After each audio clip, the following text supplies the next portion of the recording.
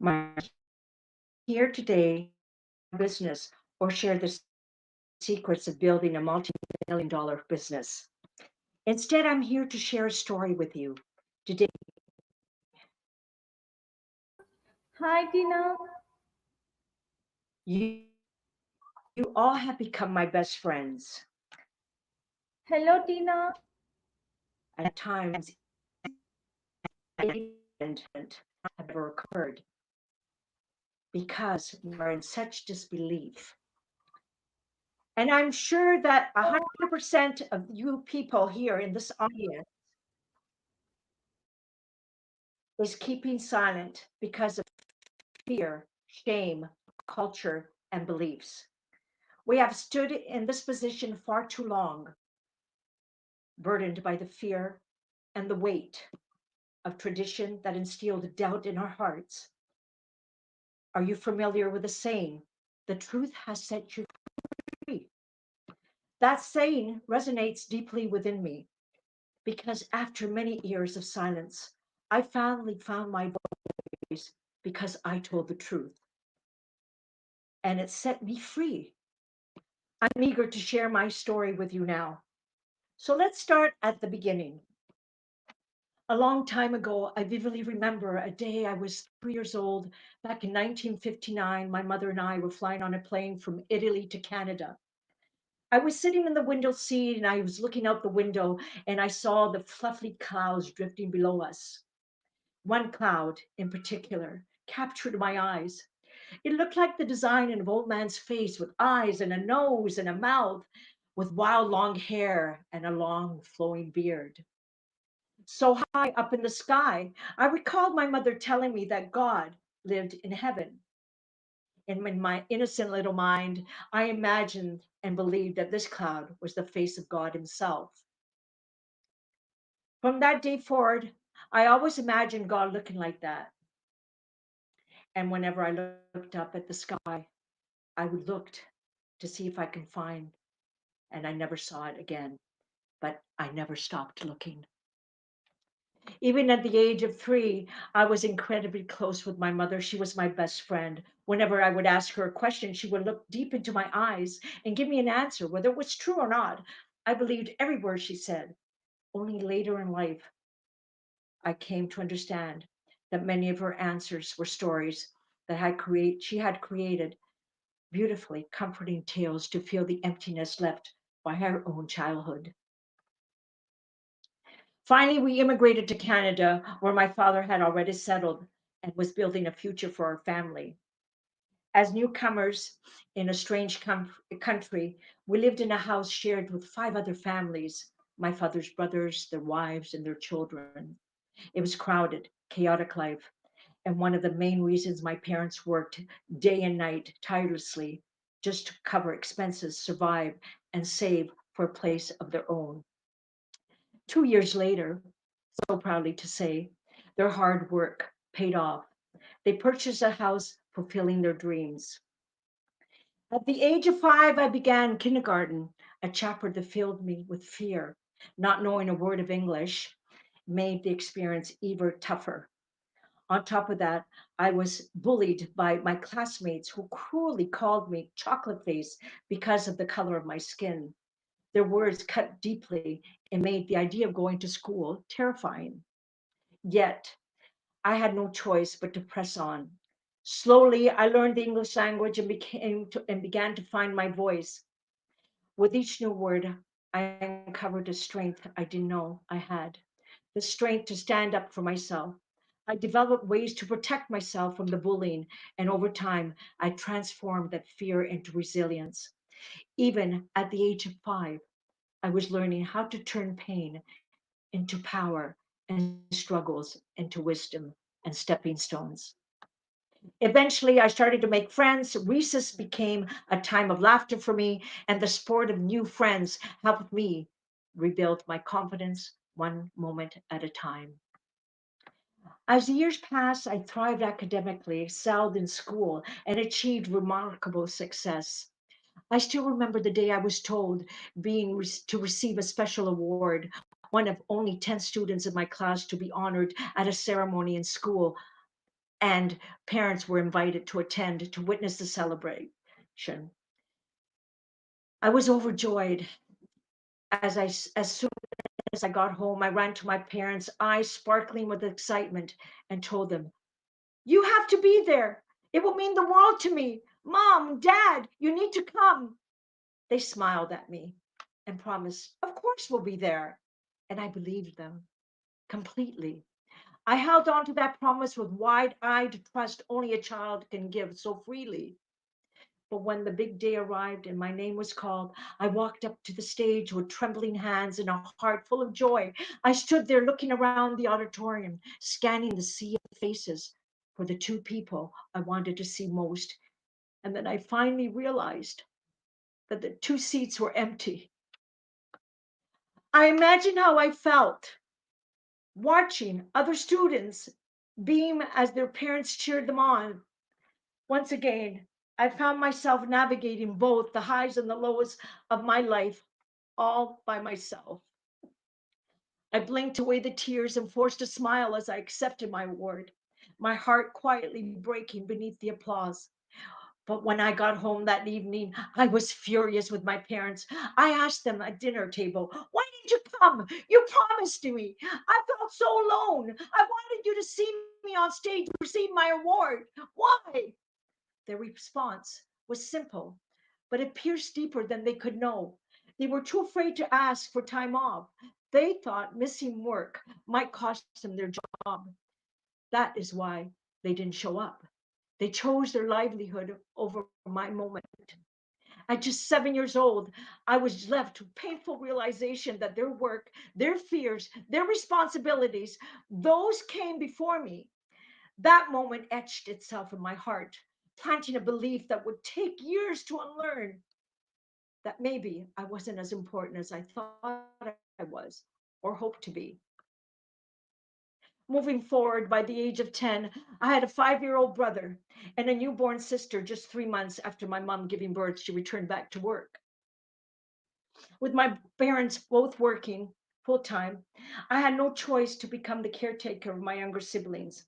Imagine the weight of the responsibility on such a small little shoulders, following adult instruction, managing two little lives and my own, striving to meet my parents' expectations so they wouldn't be disappointed when they came home, as fear was a constant companion. I made sure the house was clean, the beds were made, and my brother and my sister were safe and fed, all while attending school and trying to learn. During the 1960s, the image of the perfect life was a house with a garage, two kids, and a dog. We had all of that except for the dog. From the outside, it seemed like we were living the dream, but inside, I felt like I was missing out. I carried out adult responsibilities, did chores, went to school, and took care of my siblings. My childhood was slipping away. Though I didn't express it at the time, I harbored deep resentment, anger that I now understand was rooted in my fear of hurting my parents. Even as a child, I knew they were doing their best. That awareness shaped me into a people pleaser, always trying to make others people happy, often using humor and laughter to mask my own pain. Despite the challenges, I was blessed with a God given gift, a beautiful singing voice. Music became my escape, my sanctuary. My mother recognized my passion and often had me sing for family and friends. Her brothers were musicians and played at wedding bands, and I would tag along with them and perform on stage. I loved being in the spotlight, something I rarely experienced at home. On stage, I felt alive. I felt seen. I felt free.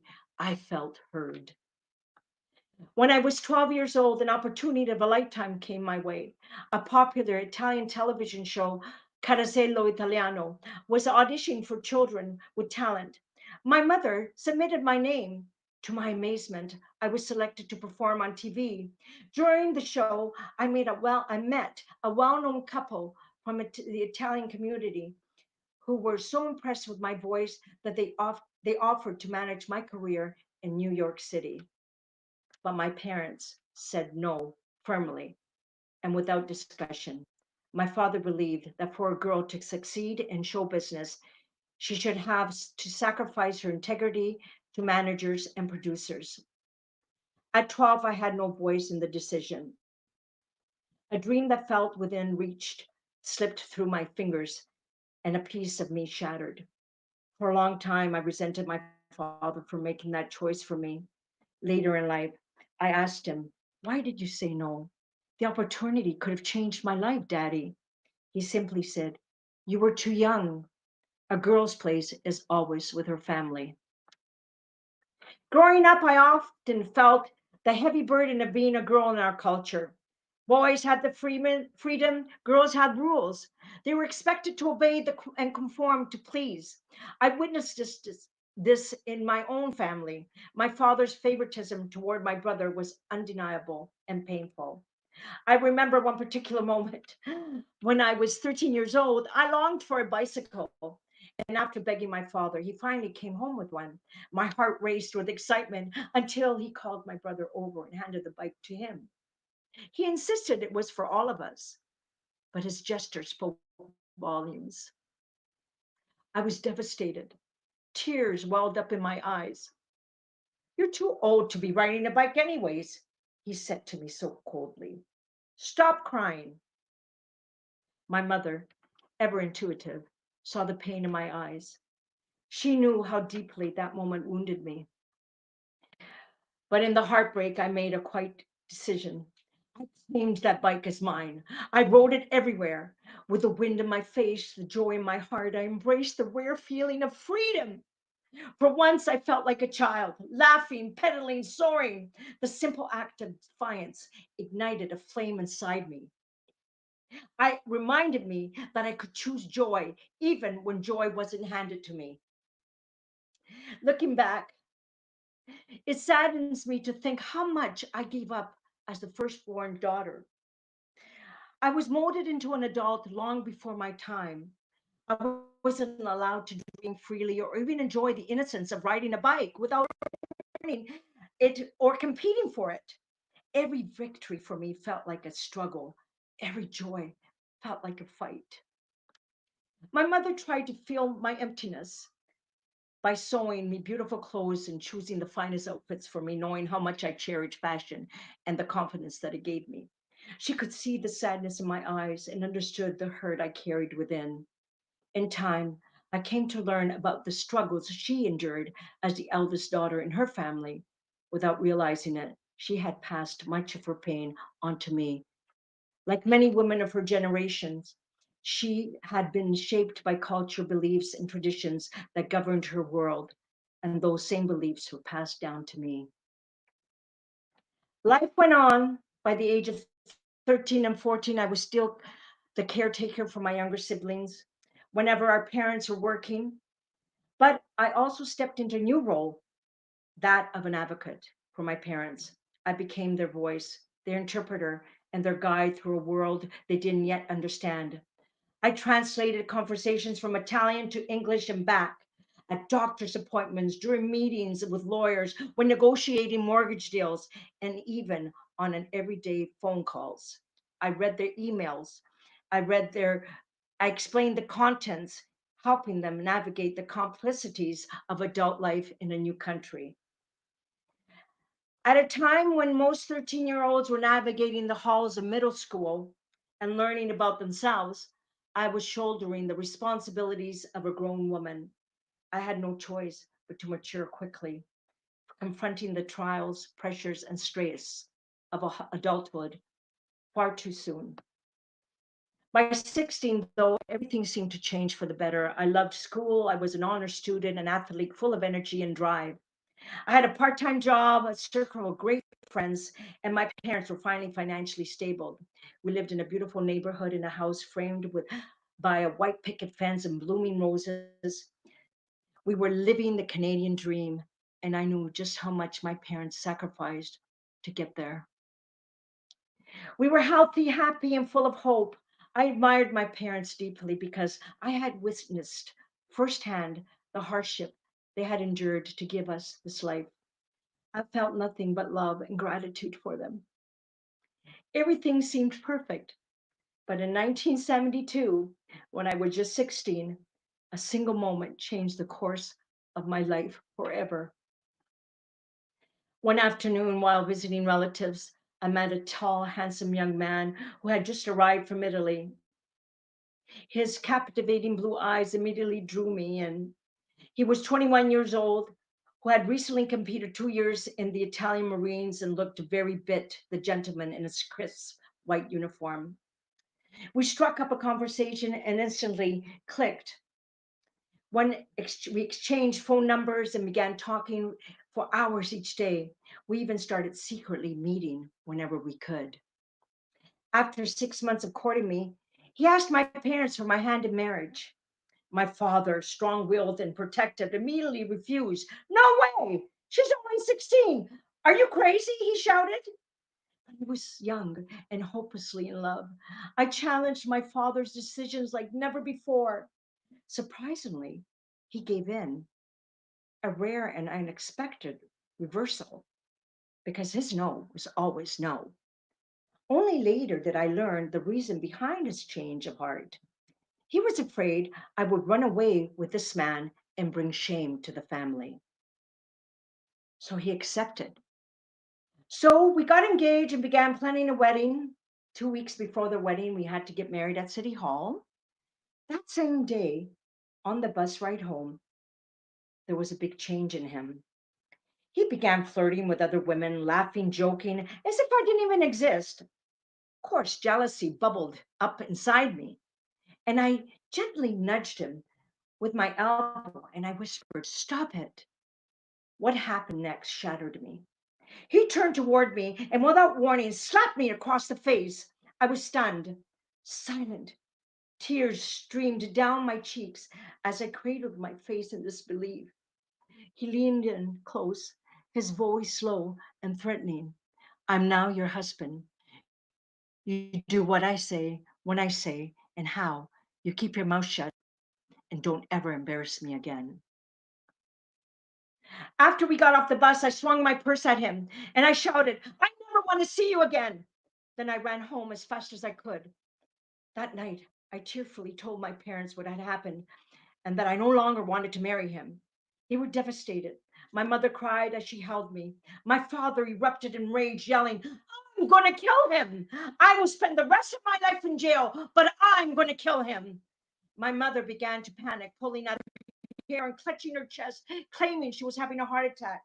"You're legally married now," they both shouted. "The church wedding is in 2 weeks. What are we going to do? The invitations have been sent." This is my favorite one. "What are people going to think?" Both of my parents went into panic mode. No one asked how I felt. No one acknowledged my pain. It was as if my voice had been erased from the conversation. I felt blamed, as if I had ruined everything, when in reality, I was the one who had been hurt. I was the victim, but I had no space to be heard. That same night, he came over to our house in tears. He apologized profusely to both me and my parents. He used his charm, he played the victim well, promising that it would never happen again. I felt overwhelmed and trapped. Just at 16 years old, I was caught between my parents' fears and my own. And just like that, it was swept under the carpet as if nothing ever happened. The church wedding day arrived. As I walked down that aisle, tears welled in my eyes, not from joy, but from fear. It was supposed to be the happiest day of my life, but every step I took screamed that I didn't belong there. Deep down, I wanted to run, but I didn't. I walked forward. I said I do and sealed the vow I didn't want to make, just to ease my parents' fears. Months later, we were living in an upstairs flat in my parents' house. I was 3 months pregnant when we got into a heated argument. He grabbed me by the hair, dragged me down the stairs, and threw me on the ground. Then he climbed on top of me and he beat me viciously, relentlessly. I begged him to stop. He finally did. He grabbed his car keys, slammed the door, and drove off, leaving me there, battered, bleeding, and I was afraid I was going to lose my baby. I lay on the floor with two black eyes, my face swollen and bruised in every shade you can imagine. My lips were split and bleeding, my entire body trembling. I was terrified, not only for myself, but for the life that was growing inside me. As I lay there, struggling to keep my swollen eyes open, I looked up in the ceiling, and there it was, the image of the same cloud I had seen when I was just 3 years old, flying above the sky. That familiar, comforting shape, the one I thought was the face of God. In that moment of vulnerability, I shouted through my sobs, God, please help me. Help me, God. I dragged my aching body to a nearby chair, clutching my stomach, praying with everything in me that my baby was okay. Later that evening, my parents arrived home. My 7-year-old sister, Sylvia, came upstairs to check up on me. The moment she saw my face, she froze in fear and let out a scream. She ran down the stairs quickly, sobbing, shouting for my parents. When they came up and saw me, they were horrified. My father turned ghostly white. My mother collapsed into tears, screaming, My daughter, what has he done to you?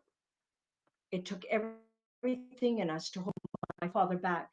He was determined to find him, to make him pay what he did to his daughter. We called the police that evening and reported the assault. Officers escorted me to the hospital to make sure the baby and I were okay. Thank God my baby was unharmed.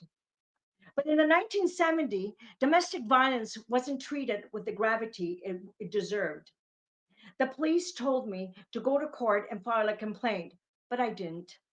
I was terrified, afraid of what he'd do if he found out. I was still hiding my truth, still brushing the pain under the rug, still haunted by that familiar phrase, what will people think? One night, we were driving home from a party in Niagara Falls when we were rear ended. An officer arrived and advised us not to drive the car back to Toronto. It wasn't safe. The moment the officer left, my husband insisted we get back into the car and drive home. I said, no way. I refused to get into the car with my child, my 1-year-old son. I'm not putting my life or my 1-year-old son's life in danger. I stood there and I stood my ground. He threatened, get in the car or I'm leaving you. I thought he was only bluffing. Guess what? He did leave. He got in the car and drove off, leaving me alone in a dark rural road in the middle of nowhere, a farmland with no streetlights, no traffic, and a baby in my arms. Terrified, my heart pounding and holding a crying baby in my arms, I scanned the area and saw a small farmhouse in the distance with a light on. I gathered what courage I had left in me and began walking up the long, dark gravel path in front door. I knocked. An older couple opened the door with concern on their face. Are you okay? They asked. They let me in to use their phone. I called my parents, who were still at the party. They came right away and brought us safely home. But on the drive home, all I could hear was my father's repeating his go-to phrase, I'm going to kill him. I'm going to kill him. My mother, equally furious, kept asking, how could he do this to you and to his child? When we reached home, I begged my father to stay in the car. I could see the rage building in his eyes, and I feared what might happen if he went inside with me. Thankfully, my parents respected my wishes and simply dropped me off at the front door. When I stepped into the house, there he was with a furious look on his face and waiting for me with a belt in his hand and a fury etched across his face. I rushed upstairs to take my son to bed, but before I could make it to the bathroom to lock the door, he grabbed me. Well, what happened next is what you're probably already imagining. Years passed. I kept the abuse hidden from everyone, my family, my friends, my coworkers. I was ashamed. I wore long sleeve sweaters in the middle of summer to cover the bruises on my arms. I hid my Is swollen Tina? face under, and if the marks were still visible, Hi, Tina. I invented some. I Hi, tripped Tina. on the cupboard. I fell. I became an expert at pretending living a happy life was I was really good at it.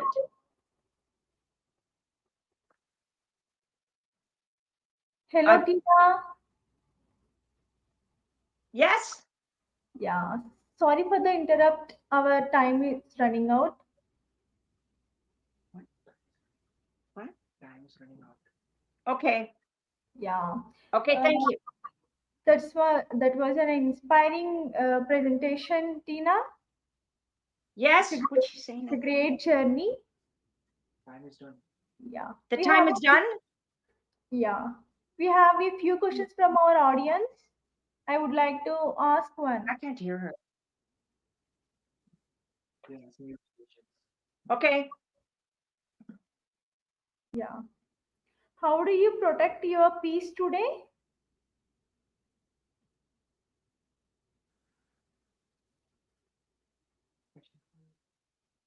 Hello, Tina. Pardon?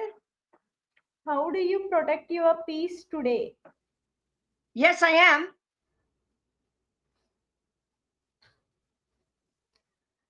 Yes, Tina, my question is, how do you protect your peace How today? my faith?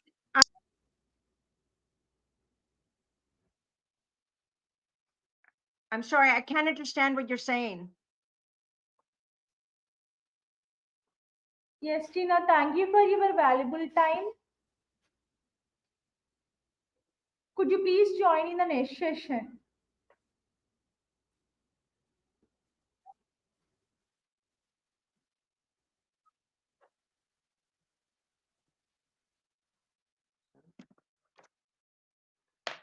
Yes, dear.